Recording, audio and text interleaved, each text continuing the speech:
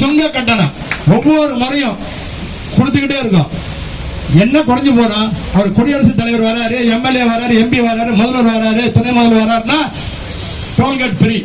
சுங்க கட்டணம்னா யாருக்கு இலவசமா இருக்கணும்? பணக்காரனுக்கு இருக்கக்கூடாது இலவசமா, ஏழைப்பாளைக்கு இருக்கணும்.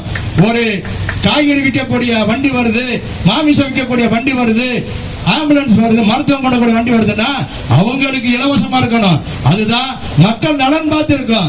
சும்மா பெரிய முதலாளிகளுக்கும் பெரிய துறை சார்ந்த அதிகாரிகளுக்கும் இலவசம் இருக்கக்கூடாது. இந்த ஆர்ப்பாட்டத்தின் வாயிலாக அதை உண்மையில சொல்றோம். அதை நிறைவேற்றவில்லை என்றால் மாநில அரசை தனியாக நின்று ஒரு மிகப்பெரிய அளவில் முற்றுகை போராட்டம் நடத்துவோம் அதை தெரிவித்துக் கொண்டு இந்த போராட்டத்துக்கு வந்திருக்கக்கூடிய மக்கள் உண்மையிலேயே நான்லாம் உண்மையில உங்க பாதத்தை தொட்டு வணங்க வேண்டும் என்று கேட்டுக்கொண்டு, பெரிய விஷயம் காலையிலிருந்து மழை எல்லா நிர்வாகிகளும் தொடர்ந்து கேட்டுக்கிட்டு இருக்காங்க. அண்ணன் வேண்டாம் விட்டுருவோம் அப்படின்னு பெரிய மாவட்ட தலைமையில் இருக்கக்கூடிய நிர்வாகி கேட்கிறாங்க. ஆனா சிறை கிளை சங்க நிர்வாகிகள் மழை என்ன புயல் என்ன மரமே சாஞ்சி ரோட்டை விழுந்தாலும் நடந்தாவது ஆர்ப்பாட்டத்துக்கு வந்துருவாங்கிறத சொல்லி இவ்வளவு பெரிய கூட்டத்தை கூட்டி எனக்கும் ஒரு நம்பிக்கை ஊட்டிய அத்தனை உள்ளங்களுக்கும் இன்னைக்கு காலையிலிருந்து இந்த மத்திய சிறையோட மாவட்ட தலைவர் செல்வநாயகன் 8 மணிக்கெல்லாம் வந்து நின்றுகிட்டு சொல்லிட்டே இருக்காங்க. அண்ணன் பரவாயில்ல, ஆள் வந்துட்டாங்க, மிகப்பெரிய அளவில் வருவாங்கன்னாங்க. அதை பெரிய நன்றி இன்னைக்கு மத்திய சென்னை மாவட்டத்தை கொடுத்துக்கிட்டு எல்லா மாவட்ட தலைவர்களும் உண்மையிலேயே கிழக்கு மாவட்டமா இருக்கட்டும், மேற்கு மாவட்டம், சென்னை அருகில் உள்ள எல்லா மாவட்டமும் இணைந்து இவ்வளவு பெரிய ஆர்ப்பாட்டத்தை வெற்றி ஆர்ப்பாட்டமாக நடத்தி கொடுத்ததுக்கு தமிழ்நாடு அனைத்து வணிகர் சங்க பேரமைப்பு சார்பாக நன்றி கூறி விடைபெறுகிறேன். நன்றி. வணிகர் நலன் காக்கும் போராட்டம், போராட்டம் போராட்டம், வணிகர் நலன் காக்கும் போராட்டம். மத்திய அரசே மத்திய அரசே மத்திய அரசே மத்திய அரசே மத்திய அரசே திரும்ப பெறு திரும்ப பெறு திரும்ப பெறு திரும்ப பெறு வணிகர்கள் செலுத்தும் ஜிஎஸ்டியை திரும்ப பெறு திரும்ப பெறு மத்திய அரசே மத்திய அரசே திரும்ப பெறு திரும்ப பெறு வாடகைக்கு 18% ஜிஎஸ்டியை திரும்ப பெறு 18% ஜிஎஸ்டியை திரும்ப பெறு மாநில அரசே மாநில அரசே மாநில அரசே மாநில அரசே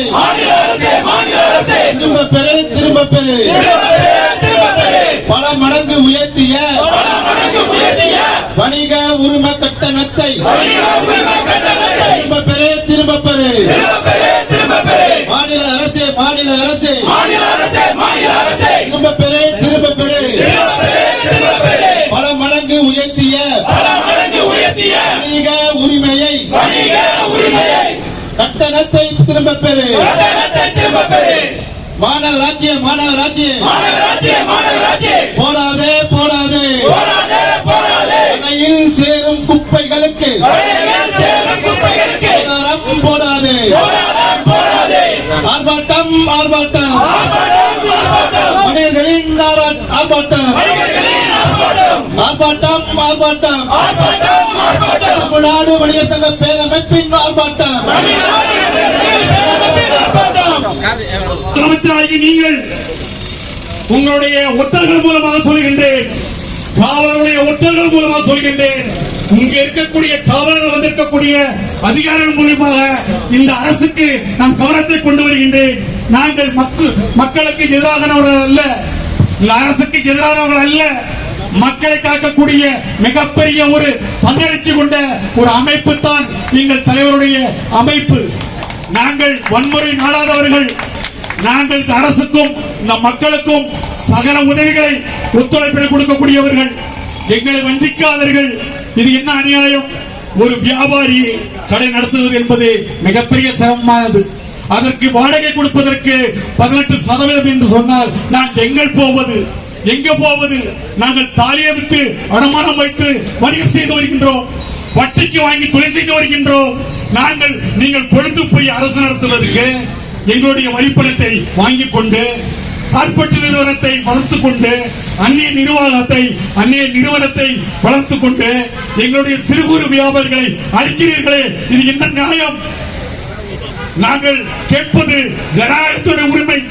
ஜனநாயகத்தில் இதற்கு உரிமை இருக்கிறது. எங்களை கருத்து சொல்வதற்கு எங்களுக்கு கடமை இருக்கிறது. ஆகையால் தமிழகத்தில் 8 திசைகளிலும் லட்சக்கணக்கான வணிகர்களை திரட்டி மாபெரும் அரசுக்கு எதிராக நாங்கள் போராட்டம் பண்ணக்கூடிய நிலைமைக்கு தள்ளப்படுகிறார்கள். 12/12/24 அன்று கடை நடத்தக்கூடிய வணிகர்களுக்கு வாடகைக்கு ஜிஎஸ்டி மத்திய அரசு கொண்டுள்ளதை கண்டித்து மிகப்பெரிய அளவுல மழையும் புயலும் எந்த வகையிலும் வணிகர்களை பாதிக்காதுங்கிற தைரியத்தோட வந்து நின்று இந்த ஆர்ப்பாட்டத்தை வெற்றி ஆர்ப்பாட்டமாக நடத்தி கொடுத்தமைக்கு நன்றி. அது மட்டும் இல்லாம மத்திய அரசு கொண்டு வந்த வரியை உடனடியாக மாநில அரசு பரிசீலனை பண்ணி எடுத்து அவங்களுக்கு ஒரு அழுத்தத்தை கொடுக்கவில்லை என்றால் முதல் கட்டமாக மாநில அரசு கண்டித்து தமிழக முதல்வருடைய தொகுதியில் ஒரு நாள் கடையடைப்பு வெகு விரைவில் அறிவிக்கப்படும் என்று கேட்டுக்கொள்கிறோம். ஒவ்வொரு முறையும் தமிழக அரசுக்கு பல்வேறு அழுத்தங்களை நாங்கள் கொடுத்துக்கிட்டு தான் இருக்கோம். அவர்கள் செவி சாய்ப்பதில்லை. ஒவ்வொரு முறையும் தமிழக முதல்வர் பதவியேற்ற முதலிருந்து 3 ஆண்டு காலமாக சமூக விரோதிகள் செயல் எல்லா கடைகளிலும் சமூக விரோத செயல் நடந்து கொண்டிருக்கிறது. அதை தமிழக முதல்வர் கவனத்தில் எடுத்துக்கொண்டு அது நடைபெறாமல் இருக்க வேண்டும் என்று தமிழ்நாடு அனைத்து வணிக சங்க பேரமைப்பு கேட்டுக்கொள்கிறது. ஒரு கட்டமாக ஒவ்வொரு அம்மையார் நிர்மலா சீதாராமன் அவர்கள் இந்த சிறு வணிகத்தை எப்படியாவது காலி பண்ணணுங்கிறோடு நயவஞ்சக செயல்பட்டுக்கிட்டு அவர்கள் இந்த திட்டத்தை தீட்டி இருக்கிறாங்க. உயர்ந்த பெரிய கடை நிறுவனங்களுக்கு மட்டும்தான் 2017 அந்த ஜிஎஸ்டி வந்தது. ஆனா இன்னைக்கு மிகப்பெரிய அளவுல வேற ஆபத்தாக இந்த சிறு வணிகர்களை பாதிக்கக்கூடிய அளவுக்கு இந்த வரி வந்திருக்கு, அமலுக்கு வந்துச்சு. மாநில அரசு என்ன பண்ணுதுன்னா, மாநில அரசு 500 ரூபாய் இருந்தது வணிகம் உரிமம் பெறதுக்கு, இன்னைக்கு அதை 10,500 பல மடங்கு உயர்த்தி இருக்கிறாங்க, அமலுக்கு வந்துச்சு. ஏன் இதை ஏத்துனாங்கன்னு சொன்னோம்னா, திராவிட முன்னேற்ற கழகத்தின் ஆதரவு நிலைப்பாட்டில் இருக்கக்கூடிய வணிகர் சங்கங்கள் ஆதரவோடு அவர்கள் அந்த மாநாட்டில் முதல்வர் பங்கேற்ற பிறகு அந்த மாநாட்டில் அறிவிச்சாங்க 3 ஆண்டுகளுக்கு ஒரு முறை இலவசங்கிறத அறிவிச்சாங்க. அது நடைமுறைக்கு வந்துச்சு. இலவசம் 500 ரூபாய் கட்டினது எப்படி இருக்கு, இன்னைக்கு 10,500 ரூபாய் கட்டுறது எப்படி இருக்கு? அதனால இந்த நேரத்துல மாநில அரசை வன்மையாக இந்த ஆர்ப்பாட்டத்தின் மூலம் வன்மையாக கண்டிக்கிறோம். ஒவ்வொரு முறையும் போதைப் பொருள் எல்லா இடங்களிலும் போதைப் பொருள், சென்ற ஆண்டை விட இந்த ஆண்டு 100% போதைப் பொருள் தங்கு தடை இல்லாம கிடைக்குது.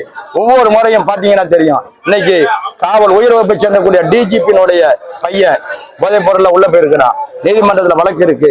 நடிகர் மன்சூர் அலியானுடைய பையன் உள்ள போயிருக்கான், நீதிமன்றத்தில் வழக்கு இருக்கு. நடிகைகள் உள்ள போறான், வழக்கு இருக்கு.